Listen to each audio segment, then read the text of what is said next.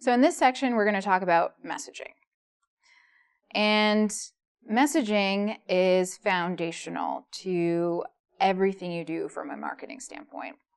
So the idea here is to treat each project like a house in the neighborhood you're developing. And Ray touched on this a little bit earlier, but the thing is that you don't want to, dig a hole, lay the foundation, start putting up the walls, thinking about a coat of paint, and then realize, you want to change the layout of your house.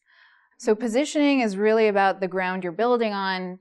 Messaging is the foundation, right? Think of the basement, think of the walls. It's really what's holding it all up.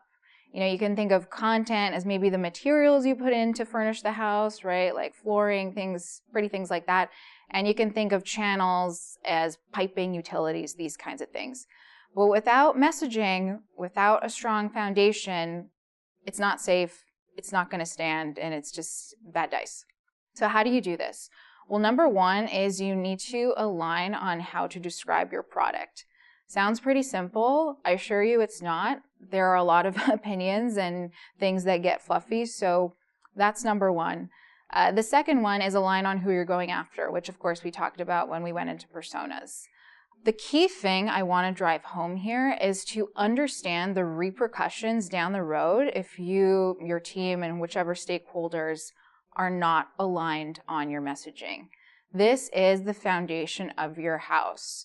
So check your messaging with experts, right? Test it with winter so you can move forward with confidence. You do not want to get into a situation where you start changing the blueprints mid-build, right?